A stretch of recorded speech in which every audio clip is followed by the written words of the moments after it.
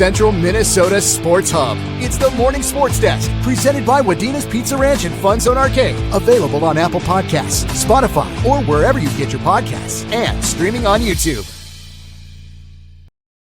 It is the Morning Sports Desk, powered by Pizza Ranch and FunZone Arcade in Wadena. I'm CJ Baumgartner. Corey Tackman on the far side of the screen, and in the middle is Wadena-Deer Creek Activities Director Norm Gallant joining us here on the Morning Sports Desk for our Monday Athletic Activities Director interviews here. Norm, happy to have you on the program once again. How's it going? You bet. It's great. Coming off a nice win Friday night and homecoming week here at WDC, so really can't be going any better. It's beautiful outside, which is great for the kids and great for our activities. Not so good for the duck hunter here, but Norm, we'll go back and we'll do a recap of that football game here in just a little bit, but you mentioned it's homecoming week, and I know you got a ton of festivities planned for the entire week, including one big highlight event. Where do you want to start? What's to talk about with homecoming at Wadena-Deer Creek? Man, it's we just actually finished up our first Pep Fest of the week, and if you've never heard the kids talk about a Pep Fest, Holly Becker just does a great job. She's our student council advisor, and she has more energy than any person I've ever met in my life, and the kids love it, and the kids respond to it, and her and the student council just planned an excellent Pep Fest. So we just got that done. Probably some highlights coming up. My favorite thing at the entire homecoming week is tomorrow, actually, and that is our elementary spirit day, where our captains go over and they do autographs during recess, and they eat lunch over at the elementary school. And I think that's the best thing we do, because that's really what it's all about, is older kids going over and showing the younger kids what it means to be a high school kid, and they look up so much to those older students, and to see their faces light up, and whether it's the cheerleaders or the football players or the cross-country runners, it's just a really neat opportunity for those kids to go over with the younger kids. So that's my favorite thing, and that'll be tomorrow along with the elementary Pep Fest. Then on Wednesday, of course, is Powder Puff, the old homecoming tradition that's gone on forever, which is always a lot of fun too. And then Thursday, we're going to do a volleyball game at 1:00. So we'll get the student body over for WDC versus Henning, which, if I'm not mistaken, both still undefeated in the conference. So probably the Park Region Conference on the line in front of the student body, with two very well coached and good volleyball teams. So we'll do that on Thursday. And then, of course, Friday, we've got the homecoming coronation at 10:15. We've got the parade at 2:00. We've got a Hall of Fame induction at 3:00. And then our game is going to start at 6. And we do that for the Lions Burger Bash. And then at halftime, we'll recognize those Hall of Famers again. And we'll have a little informal gathering over at the Elks afterwards to pay more respect to those Hall of Famers, and just kind of wrap up homecoming week. So lots and lots going on. Our theme this year is Once Upon a Homecoming, and the way the student council's done it is everything is related to Disney. So today is Wake Up Sleeping Beauties Day, which is Pajama Day. Tomorrow is Alice in Wonderland Mad Hatter Day, where they'll wear wacky clothes. Colors of the Wind on Wednesday, which is a color day. Ohana means family is Spirit Day on Thursday, and Friday is Toy Story Day, Cowboys versus Aliens. So lots of wacky dress-up days, and it's going to be fun, right? Exactly. Pajama Day was my favorite day, Norm. You could just roll right out of bed and head to school. It was the best. Absolutely. And since my hair is all gone, I like it even more. I don't even have to comb my hair in the morning anymore. Norm, you mentioned the Hall of Fame coming up this week, and I'm putting you on the spot here a little bit, but do you have some information on those Hall of Famers? Who are we inducting? And just a quick, brief legacy, kind of what that means for WDC to welcome them into that Hall of Fame. Yeah, the Hall of Fame started in 2018 here, and we lost some momentum during COVID, and that is completely on me. But when we had those couple years of COVID, it just kind of got put to the back burner. So we are kind of restarting, and we've got a large group of individuals this year. So I'll go through them very quickly and as briefly as I can. But we're going with a large group this year to kind of get caught up and get those people that are deserving to really add to that Hall of Fame. So I'll start with the contributors, and one that I know you guys know a little bit, Dan Scogan, did so much at the radio station covering Wolverine athletics for years and years. And no offense to you guys, because I think you guys are awesome too, but I grew up listening to Dan. I don't think anybody had done it better with high school sports. And then the other contributors are the Brown family from Wadena State Bank, just for all of the things that they've done and the support they've given to the school. So that's our contributors. Our coaches, Frank Kahotek won a state title with softball. He's one of, I believe, 4 head softball coaches we've had in the history of Wadena-Deer Creek. Just kind of a legend in softball coaching. Sylvia Lee, she was our girls basketball coach, and Wadena-Deer Creek, or actually Wadena at the time, was a Class 2A school, and she led them to a state consolation title in 1976, and they only lost 1 game that year.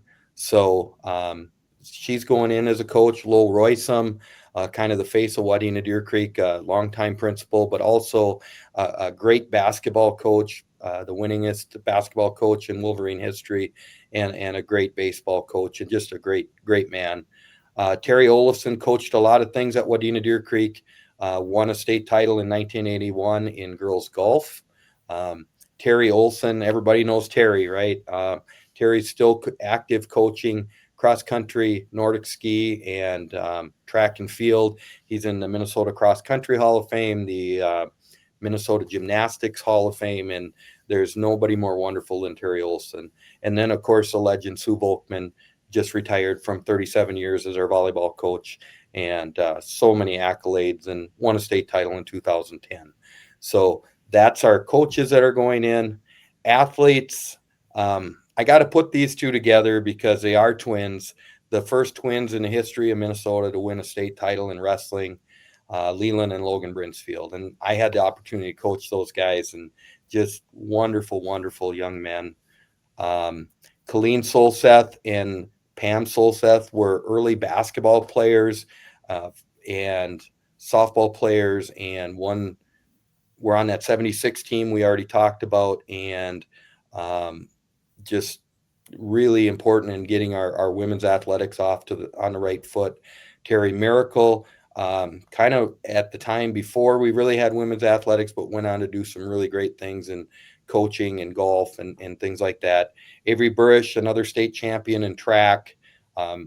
Casey McGraw, state champion in cross country. Ann Miles, a state champion in cross country.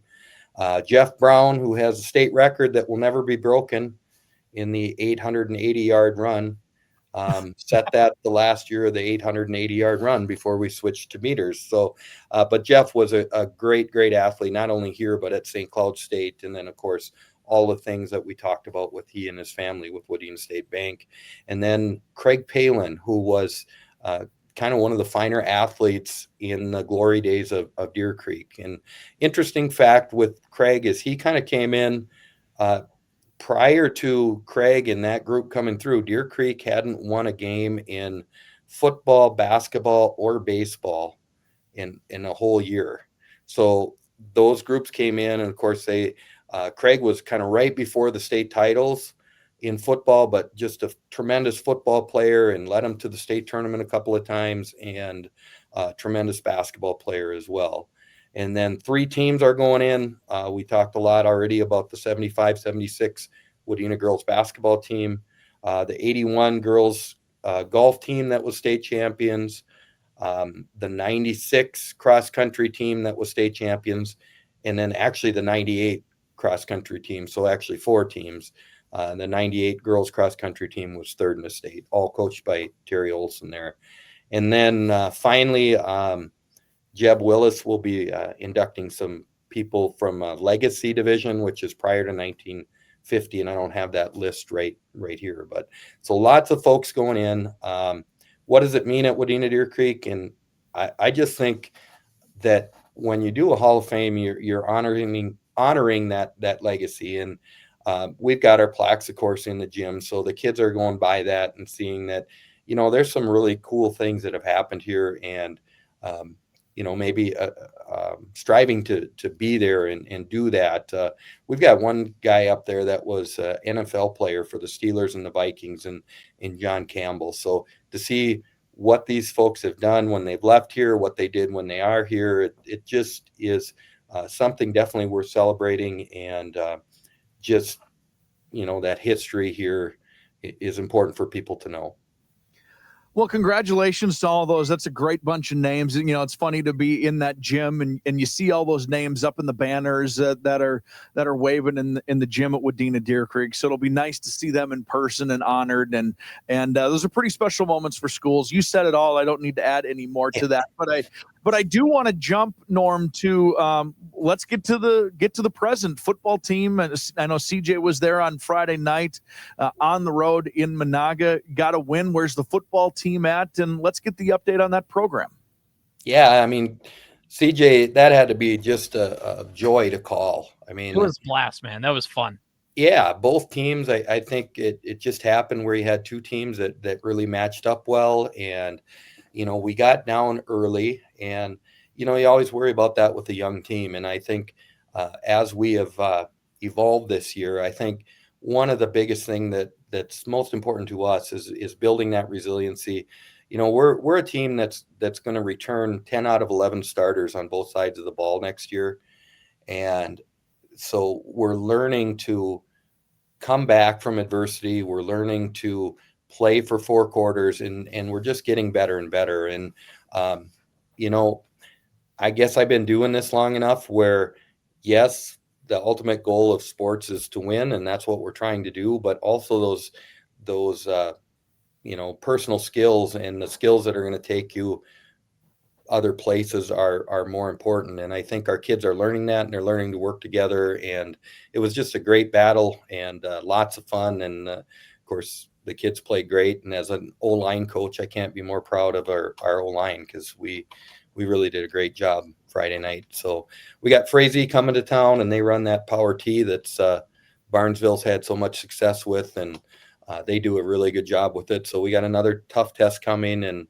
then of course Parker's Prairie coming up after that, who's really good. And we end the season with New York Mills, who I know they're 0-5, but they have been in every game they played, and they are a tough physical team. So we still only have 6 kids with driver's license, so we're still young and we're still growing. But I can't be more proud of just the way that we're developing and the things that are happening with the team, because it's been a lot of fun. And, what are you expecting that homecoming atmosphere to be like on Friday night at the football field with the Hall of Fame and, of course, the Burger Bash and the homecoming? Just how excited are you to see that atmosphere on Friday night in Wadena? Yeah, I've been coaching for 28 years, and there's nothing better than going out on a Friday night under the lights. And I think it even adds to it when you've got that smell of burgers wafting over the field and a little bit of smoke to kind of make it a little surreal. But I'm sure that the stands will be packed and people will be excited. It's nice getting that win, and coming into the game, we're 2-3. And we've been competing. So I expect a nice crowd and a loud crowd. And of course, there'll be lots of extra people with all the Hall of Famers, and you want to put on a good performance in front of them too. All right, let's jump into the volleyball program. Coach Thunberg taking over in her first year, over halfway through the season already for football and volleyball, all these fall sports, which is funny to think that that's where we're at with the month of October upon us. But where's Wolverine's volleyball at? Yeah, well, we just won our, I believe, 27th straight game in the Park Region Conference. So, we continue to play really well, and our kids get up for those games, of course. And, like we talked about, got a tough one coming up. When you look at Section 8 2A, obviously some powerhouses this year, and we played them all so far with, of course, defending state champions Holly and DGF and Perham and East Grand Forks. And volleyball team, I would say, has maybe been a little bit up and down. I think we're sitting at 10 or 11-9 right now. Not that we're playing poorly. We just maybe not getting all those wins. We did have a nice win down at the showcase where we upset Chatfield, who I believe was ranked 5th at the time. So, we've been in every game, and I think Courtney's doing a really nice job in her first year, and her sister Casey as an assistant. And it seems weird to say anything other than Coach Volkman, but I guess we're pretty close since Courtney is Sue's daughter. But she's just doing a nice job with the girls, and I think that we're always in it at the end, and I expect the same as we get to the tournament time. Iron sharpens iron, and I think we'll be there at the end. And, we talked about the football game and the atmosphere that's going to be, but you touched on it earlier, chance for the Park Region Conference against Henning, a matinee action with the whole student body present. And know that you guys have done that for basketball, but to do it for volleyball and to be in that environment, what are you expecting? Oh, that's been the best thing we've ever done. As you know, we started with girls basketball a number of years ago, and just talking to the kids about the atmosphere and how nervous, not nervous, I think how jacked they get in front of the little kids. And the best part is when you go to that, it's what high school sports should be. You've got these little kids, and it doesn't matter if WDC is doing something great or if Henning or Bertha or whoever we're playing is doing something great. They're just cheering and rocking and rolling and having a good time. And then, of course, with our new video boards, we've got some surprises in store for the kids, and I think that'll just add to it. I think they're really going to have a fun time with that too. So we've done boys and girls basketball, wrestling. We're going to do volleyball this year, and we'll see what else we can do. Some sports are harder than others, but to get the whole student body there, and it's funny, we all love sports and we're all at sports, but every year I talk to kids that are maybe sophomores or juniors who have never been to a game before. So I think it's cool that way too, that kids that might not get the opportunity get to see that, and maybe they start to participate or at least come to the games and support their friends. So that's what it's all about. Norm, there have been two things that have happened around the region in the last 5 years or so that I really enjoy, just personally, but also from the radio station perspective. The first one, I think COVID killed it, was the showcases, the Park Region Conference showcase. Well, that's coming back this year. They are. Holy bucks. For girls basketball, the girls coaches really wanted it. Yeah. So that'll be taking place in Sabika this year. That is cool. It's a really neat event and an all-day affair to see all the teams. If you like, if that, it's got a little like tournament vibe. You just show up and watch games all day. But then the other thing is these matinee games for varsity sports. They're just incredible. Like you said, the energy is kind of unmatched. For the radio, from our perspective, I mean, it's loud. It's tournament. Like section championship stuff coming from fourth graders. I love it. Yeah, it is so much fun. And there's probably arguments that, why are we doing this? But I think bringing your school together and bringing all of your kids together and getting that atmosphere and letting them see what they can do, I think is important, because we all know that students involved in extracurriculars do better. So the more we can get the students involved, the more they can care about their school and community, I think the better. So for 2 hours in the course of a year for them to come watch a game, I think is well worth it. And it's so much fun and something that they'll remember forever. And now let's flip things over. Let's talk a little bit about the cross country team and how they've been running. I know they had a big meet over the weekend up in Grand Forks. They were at the University of Minnesota last weekend. They've been running all over the place. Yeah, they have, and doing very well. I saw Grant Nelson took 6th up at that border battle out of 301 kids in that race. And last week, I believe he was 8th down at the Roy Griak in the gold division. Both boys and girls teams have really a good chance to be towards the top of the section, if not at the top of the section. Now, obviously, on the boys' side with Sauk Center, Bertha Hewitt, teams like that, it's going to be a battle for sure. New London Spicer, another team that just came in. The girls' side, of course, Staples Motley, Minnewaska. There's some awfully good teams. But, boy, the neat thing about Coach Brunsberg's teams is they kind of run in a pack. And it's been fun to see that. You open up the results, and there's the Wolverines at second, fifth, and eighth, or something like that, and that's really cool. He builds such a great environment, and he and Coach Olson, they just do such a great job of getting kids to they call it the joy of running. And as a portly middle-aged guy, I don't find a lot of joy in running, but I admire the heck out of people that do. And if you've never been to a cross-country meet, it's probably one of the cooler things that we do at schools, because the environment, the way the kids treat each other, the competition, it's so cool. So it's really fun to watch, and I admire the kids that do it for sure. Grant was the Wolverine player spotlight, and he gave some unbelievable answers in his really interview. Did. And this seems like a kid who's been around the block now a little bit in that program, and it's not as if the results weren't good last year. He's kind of full steam ahead into this season, isn't he? Yeah, and I tell you, those Wolverine player spotlights are so neat, because you get to really kind of hear what a kid is all about and kind of what makes them tick in just a minute.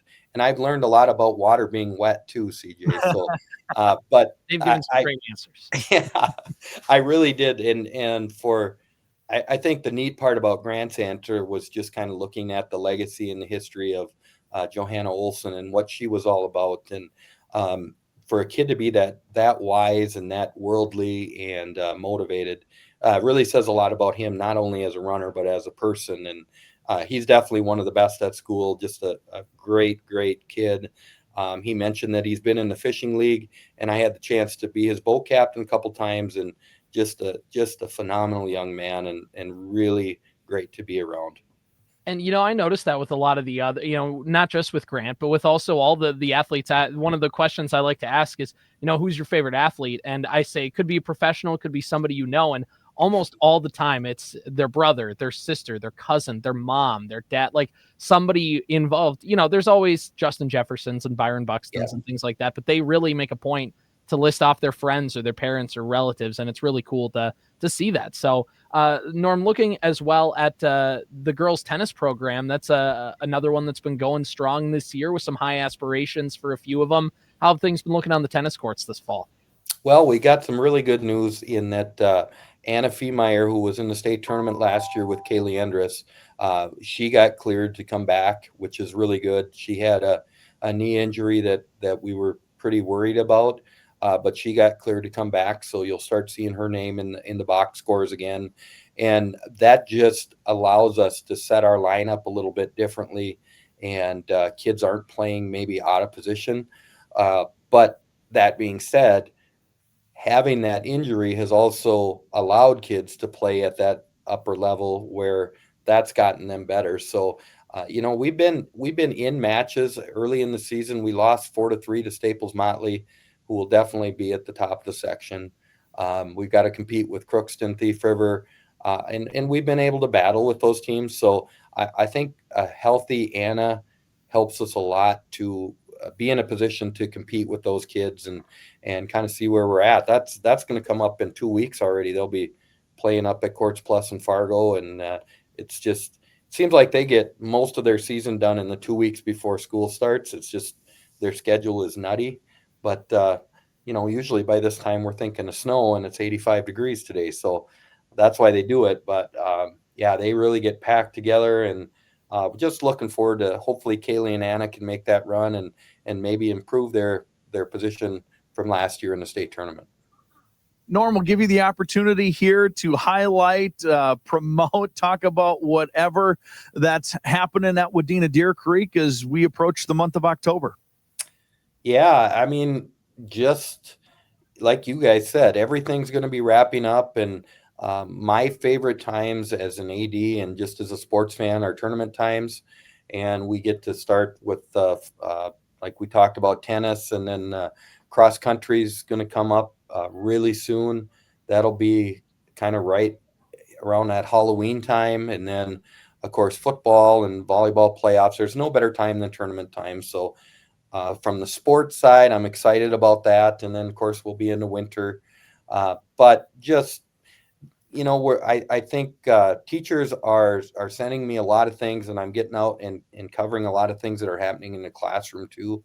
And it's fun to see that. And I'm trying to really get that out there on social media because that's now part of my job, is to communicate all that. So to go out and see what's actually happening in the classroom and the teachers showing that and just seeing what our kids are learning is awesome too. And, there's no better place in a school. There really isn't. And that's why I've been doing this so long. And that's probably why I don't have much hair left either sometimes. But truthfully, it's a great job and a great community. And just looking forward to fall kind of keep going. All right, one last thing, Norm, we'll let you get out of here. You mentioned the video board, but that new gym floor too, that the gym got, for lack of a better term, a fresh coat of paint on it, and it all looks excellent. It's really fun. Oh, yeah. It's something, you look at lifespans of things, and a gym floor is probably about 12 to 15 years, and then you got to strip it down and kind of start over, and we did, and boy, it couldn't look any better, and that's money that we can only spend on maintaining what we have. So we put a fresh coat of paint on it. Looks great. And then the video board donated by Wadena State Bank, that's allowed us to raise $62,000 a year for our activities. That'll be put directly into upgrading those and fixing things that need to be fixed. It's a fun environment, and I think the video board has added a lot to the nights at the gymnasium. Wadena-Deer Creek Activities Director Norm Gallant joining us here on the Morning Sports Desk. And Norm, appreciate having you on, and I'm sure we'll be running into you throughout the week at the volleyball and football games and things like that. Always great to have you on. Have a fun homecoming week, and we'll talk to you come wintertime. Yeah, I really appreciate what you do. I'm reading the bottom scroll as I'm sitting here talking to you, and I see the Twins season came to an end, thank goodness. And I just want to echo that. We can. There's always next year. Yeah, for but sure. That sounds more like a threat than anything else. All right. Well, you guys take care, and we'll see you down the road. And thanks for all you do. All right. Thank you, Norm. Once again, want to thank Wadena-Deer Creek Activities Director Norm Gallant for joining the show. Always great to talk with Norm and see what's going on at Wadena-Deer Creek behind the scenes and get his opinion on what's all happening. So, Corey, another thing happening in Wadena this week and every week that's always great, the Pizza Ranch and FunZone Arcade. We do want to highlight that at the Pizza Ranch today, it is half price play Mondays in the FunZone. You bring your kids in for a little arcade fun. FunZone hours 10:30 to 9 Monday through Saturday. By the way, buffet hours are 10:30 to 8. It's half price play all day long Monday. And why would today be the good day to do that, CJ? And well, it's half price play, but also you're in your final 2 days of getting yourself entered into the ultimate prize giveaway from the Pizza Ranch and FunZone Arcade in Wadena. If you already have a FunZone Rewards account, you are in. You're already entered, and it's a chance to win the Nintendo Switch 2 and the 50-inch TV. All right, this is a huge prize that is being given away.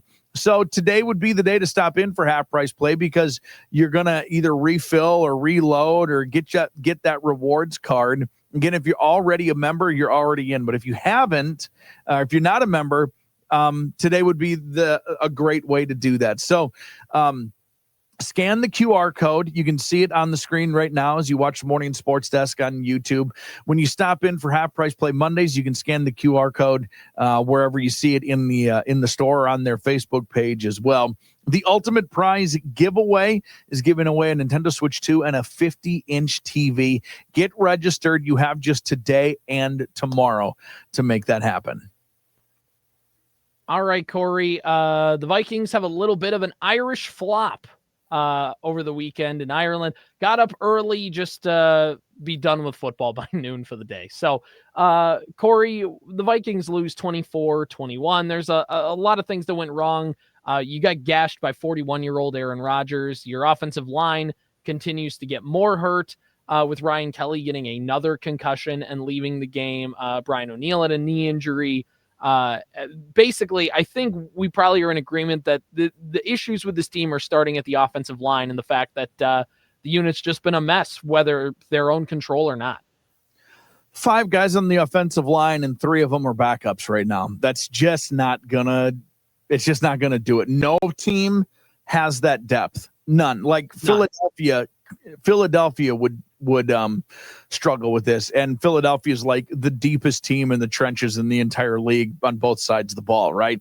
It is a huge problem, and it's the problem. There's one. It's just it. That's just it was a miracle that the Vikings even had some sort of version of a chance at the end of that game, because that did not feel like a game that the Vikings should have even had a chance to tie it up, let alone you tie it up and then maybe go win it in overtime.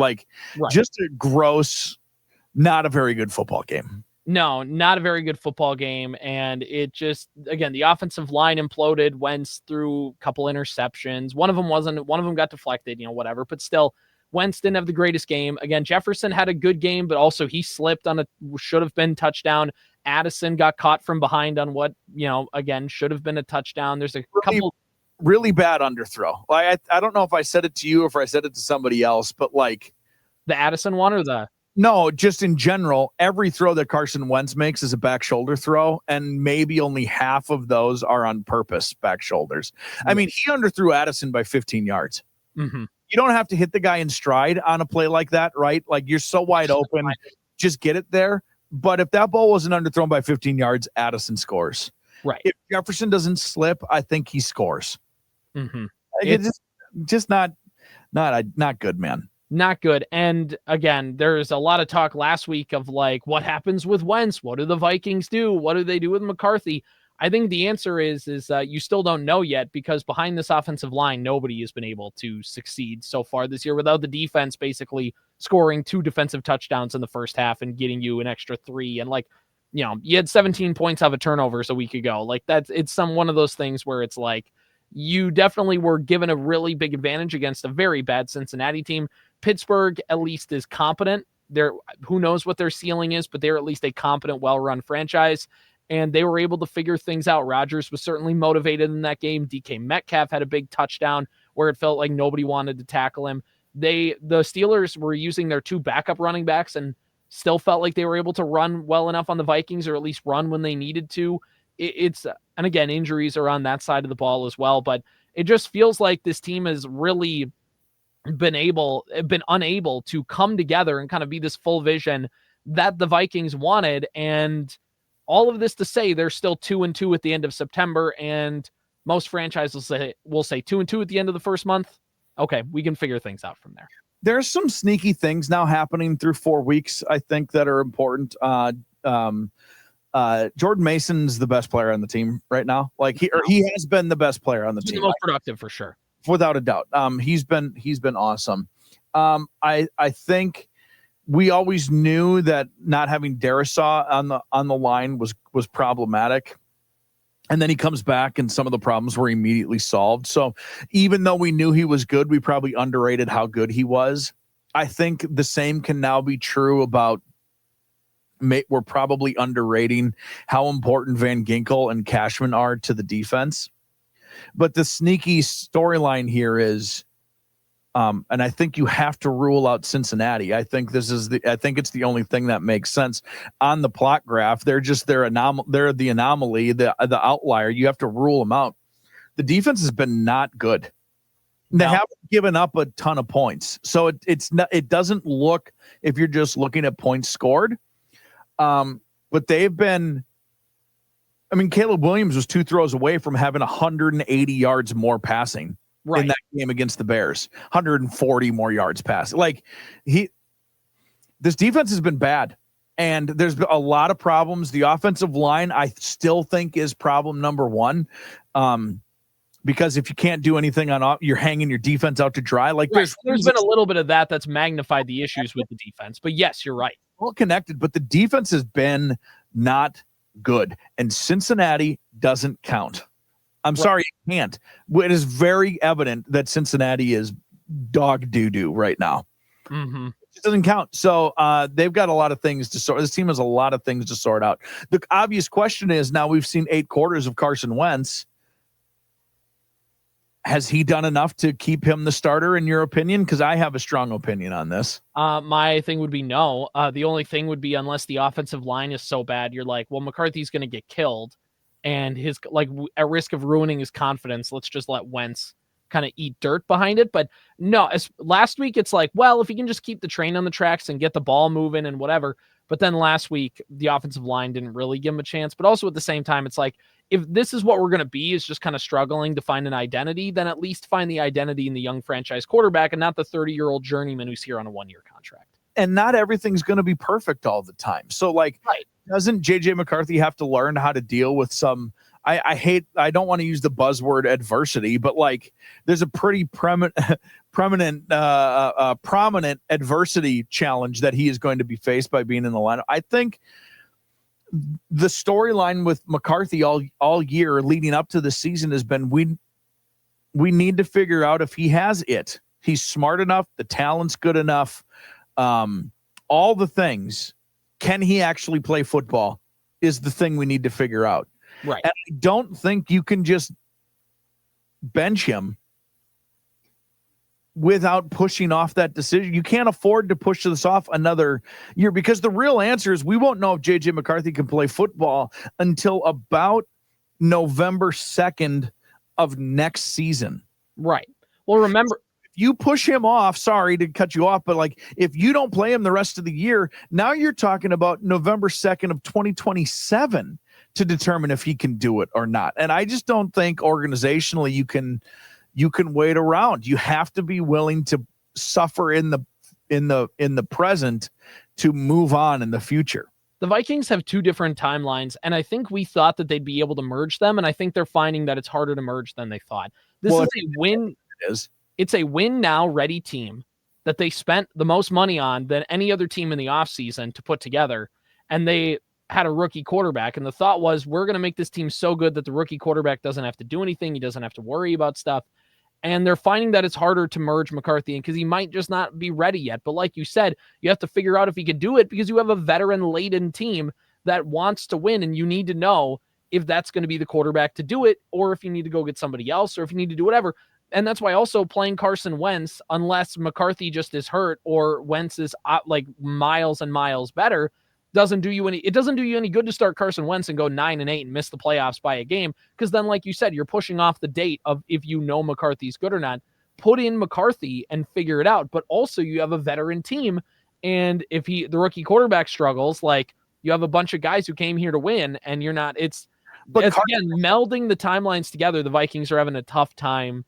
Yeah, and it makes it harder when your offensive line is demolished. Like you can't. Right. That is throwing off. I mean, McCarthy getting providing hurt, an excuse, whether validated or not.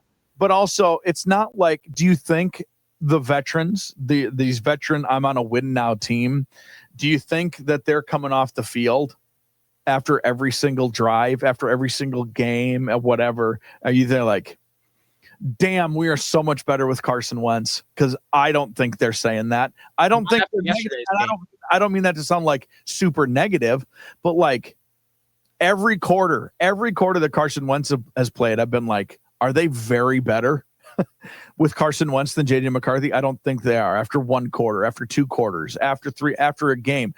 At halftime of yesterday's game, I was like, this team is no different. Like, he gets the ball. He got the ball out a little better, but like at the same time, yeah, it's not like a Case Keenum situation where, remember, Teddy Bridgewater came back midway through the year and everybody's like, all right, when's Teddy going to come back and like take over as the starting quarterback? But Case Keenum just kept winning. And it was like, well, there's no way you could possibly take this guy out because they've only lost like 2 games with him. Yeah. And that's, they're just not even close to that with Wentz right now. And J.J. McCarthy is going to turn the ball over as much as Carson Wentz is. The difference is J.J. McCarthy is learning how to not do those things, and Carson Wentz should have learned his lesson. Carson Wentz is who he is by now. You're not changing him. And he's not, I mean, do you remember after week 1 when we're like, holy crap, Sam Darnold can play football? Mm-hmm. We hoped he could. Turns out he can. Right. You don't immediately feel that way after Wentz, do you? No. And again, there's the Darnold conversation, broadly speaking, is one for another time. But yeah, Sam Darnold is a much better passer. He was a more polished quarterback. Carson Wentz was a better athlete, but now he's 30 with a couple knee injuries and like that, things like that, where Sam Darnold was not infinitely more, but was considerably more talented than Carson Wentz is right now. And yeah, like that, the Vikings are just in a weird spot, but and it makes it interesting. Kevin O'Connell never gave a timeline, by the way, for when McCarthy is going to come back. They said he was very calculated in not being calculated at all about like when the timeline is. He's like, he could be ready this week. He could be ready, in a few weeks, like whatever. I think Carson Wentz probably makes another start and they go into the bye, and then McCarthy comes out of the bye and starts against the Eagles. That's unless Carson Wentz throws for like 350 yards and 3 touchdowns against the Browns defense. But judging by the pass rushers the Browns have, it's going to have 7 sacks in this game by himself. Because the thing about the Vikings with Darrison O'Neal is it meant like whichever star pass rusher they had was like, well, you're going to have to go against somebody good no matter what.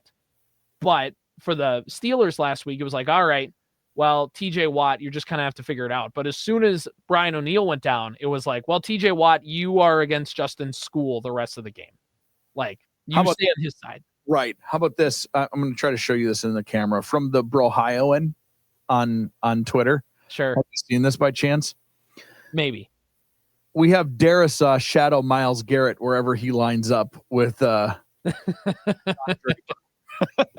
Hamm from Mad Men. Yeah. Yeah. Perfect. I mean, hey, why not just have put him in motion? Goes in motion. Darrisaw goes in. I don't know if that's an illegal shift or not. It probably is, but you know what? It can't hurt. You just line him up at tight end. Darrisaw's the starting tight end for the Why not? Why not? Also, by the way, that last drive the Vikings had to tie it on that field goal, I don't know what was going on with that delay of game penalty. That was like, you could see Carson Wentz was like pointing across the field at like what should have been the play clock. But then apparently they said, I was reading something after the game, O'Connell was explaining it, is that like the play clock wasn't visible for Wentz on that side of the field. Sure. So they had no idea, which is fair, but also like, there's still the ref that like in the high school rules, there's still the ref that is like here, and then we'll go here. Like we'll make the signals of how much time you have. And also they took forever on a pass that they incompleted where it wasn't. That was one where it was very awkward and kind of just put the nail in the coffin of like, yeah, they ain't.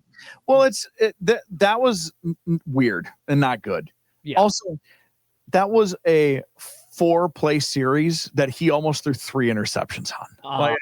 It's whatever. That you just weren't going to do anything in that situation unless there was like a penalty that just gave you right exactly what you need. Unless you had like threw a bomb and Jefferson got held at the 1-yard line or something like that. But it was a mess. It's why, again, so awesome that the league loves to play these international league games in stadiums that are not meant to play football, and the field conditions get your starting right tackle hurt. You know what I noticed? Good job, guys. Good job. At least that check from the NFL is good. Did you notice this? And maybe you did, maybe you didn't, maybe it wasn't a thing at all. But on the open end of that stadium, there was a building kind of in the corner of the end zone that was painted green. Did you notice that green? I did not. So the question I was wondering about this is like, is that building always green? Or did the NFL come in and say, we have to paint this green because we need a green screen and we need spots to put our graphics up? And I couldn't tell. There was just one of those, like, they maybe had a scoreboard, or they maybe would put a play clock up there or a game clock or something. And I couldn't tell if it was a real scoreboard or a graphics scoreboard for TV. Sure. Yep. And it was green screen green. It wasn't like, Heidi, I'm from Ireland green. You know what I mean? It was bright green. Yes. So I was just wondering if you knew anything about that, or if you noticed it. I knew nothing. Okay. All right. Well, whatever. We could just move on then. All right. There we go. In the words of Paul Allen, I don't drink Guinness, but after this game, I might have about 4 of them. So pretty spot on. They play in England this week against the 1-3 Cleveland Browns and Joe Flacco and the great defense. And we'll talk about all that later on in the week when we get more updates. But yes. All right, Corey, speaking of more updates, the Minnesota Lynx have their season comes to a close. They lose to the Mercury last night. A sad day yesterday. While their head coach was their head coach was suspended and their best player was in a walking boot. Yeah. I have said all I've needed to say about the WNBA. The only addition I will add to that is there are multiple head coaches in the WNBA who have come out in support of what Cheryl Reeve had to say. So that's it. That's all I have to say about that. I'm not thrilled with any of it. No, and you have a commissioner who will probably wear a New York skyline dress again, even though they're out of it, but just to show the tone deafness. She'll do something worse. She'll who's left in it. She's going to have a dress with the sphere on it. Yeah. I'm just so happy they accidentally get to be what's the word? Validated for their MVP choice. Right. By having the Lynx go out early and be By hurt. having her get hurt. Yeah. No, exactly. I'm so happy you lucked into that validation. So happy. Yeah, exactly. You just had everything go your way magically at this time. All right, that's it. It was a sad ending to a pretty spectacular season. Anyway, how about a fitting ending to a awful season? The Minnesota Twins lose 2-1 in walk-off fashion to the Philadelphia Phillies yesterday. Here's a fitting way to end the season, Corey. In the Twins game yesterday, they went 0 for 12 with runners in scoring position. Can I say this as matter-of-factly as possible? Go for it. No form of respect or disrespect, none of it. Just as a matter-of-fact question. Okay. Who cares? I tell you who cares. The Twins now are positioned second best for the number 1 overall draft pick in 2026.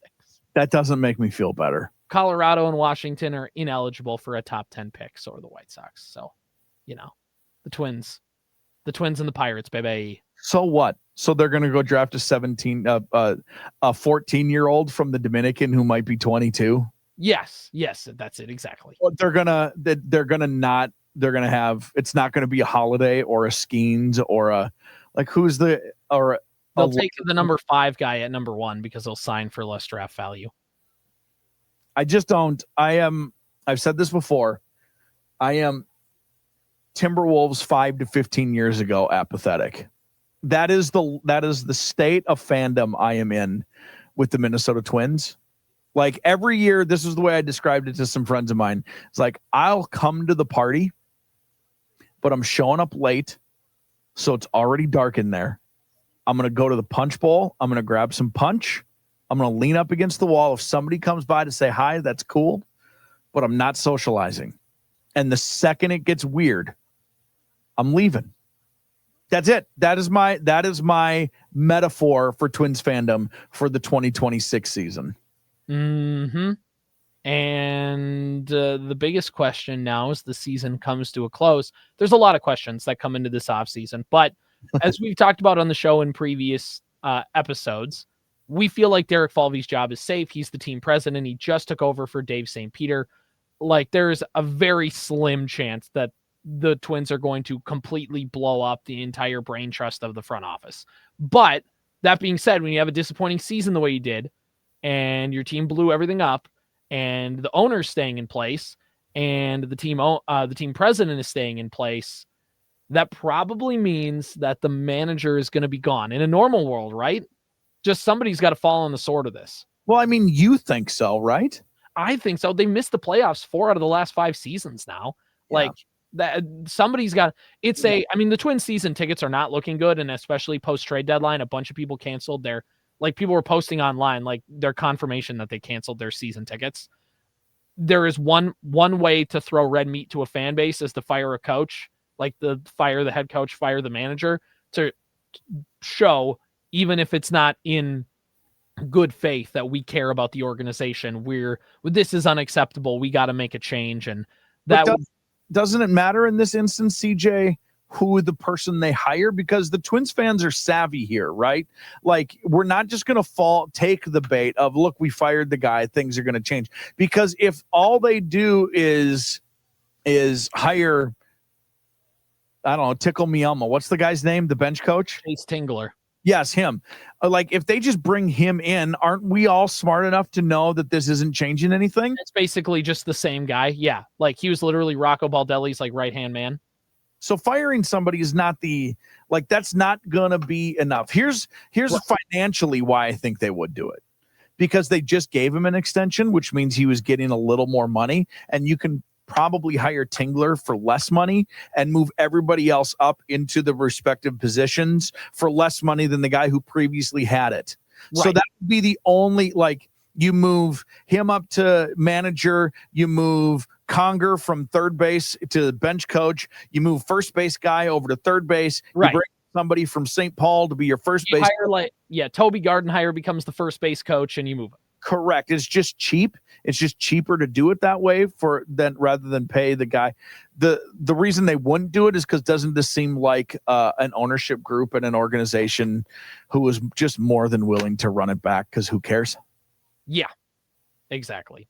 So I mean, here's the thing about like people say, well, Baldelli has one more year left on his contract, but it's an option. It's not necessarily like the Twins were like, hey, here's a 1-year extension or a 3-year extension or whatever. It was you have one option left in Moneyball. The line that Philip Seymour Hoffman's character tells Brad Pitt is managers don't like being under the cloud of a 1-year contract. So the Twins picked up a year just to be like, hey, here's a year. You know that you're going to get paid in 2026, whether it's, to manage us or not, like you're taking care of there, but also like it gives them pretty good flexibility because managers make money. Obviously they don't make poor money, but compared to like a player, it's not like Baldelli's making $8 million where the Twins are like, like Baldelli's got one more year left on his deal. It's not that much money. And if the Twins feel like they can use this as a way to kind of show the fan base that they're doing something, they probably will. So that's just my feeling. And again, we can eulogize or talk about Rocco Baldelli, like himself and his tenure in a different episode because we're running against the wall here at time. But overall, I think if you were just a gun to the head, what's he going to do? What are the Twins going to do?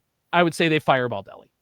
And I think the opposite. I think this is an organization that just they don't want to ruffle any more feathers. They use the word loyalty as a way just to basically show passivity in a way. Lazy. Right. Exactly. I just think they don't. I think hopefully the status quo is just like, they don't want to do anything. They're just not interested in doing anything.